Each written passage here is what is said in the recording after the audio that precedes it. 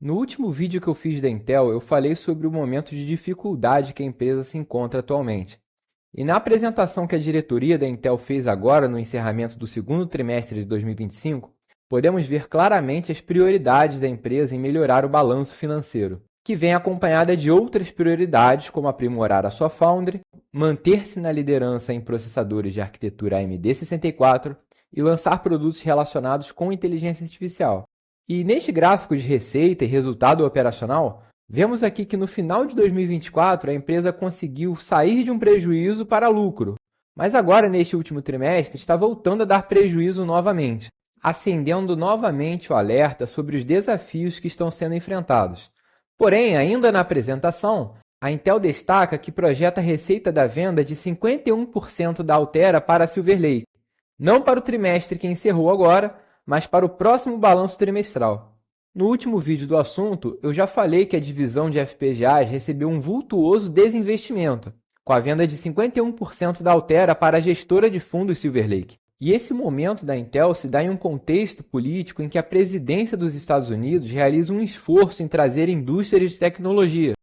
Como podemos ver aqui nesta página da Casa Branca, destacando como realizações o recebimento de investimentos de empresas como a Apple, a Nvidia, a TSMC, a Micron, a GlobalFoundries.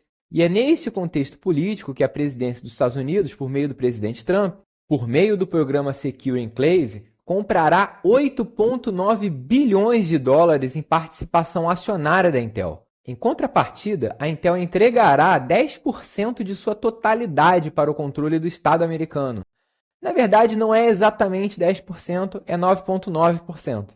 E além desses 8,9 bilhões de dólares, a empresa receberá ainda mais 2,2 bilhões em incentivos para a produção de semicondutores, resultando em um investimento estatal global de mais de 11 bilhões de dólares. Existem algumas contrapartidas, como cláusula de garantia para a compra de mais 5% além do anunciado em certas condições, e o compromisso da Intel em manter suas foundries sob o seu controle acionário. Tirando o foco da Intel e agora com um olhar mais generalizado na indústria de semicondutores, está havendo um grande êxodo de foundries da Ásia para os Estados Unidos, exceto as chinesas.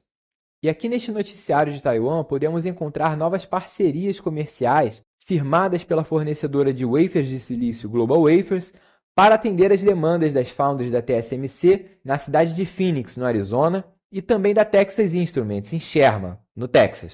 E para finalizar o vídeo de hoje, tem também o anúncio da Micron na produção de novos chips de memória em sua nova foundry no Idaho, além da modernização de suas instalações industriais na Virgínia. Gostaria de agradecer a atenção de todos e até a próxima!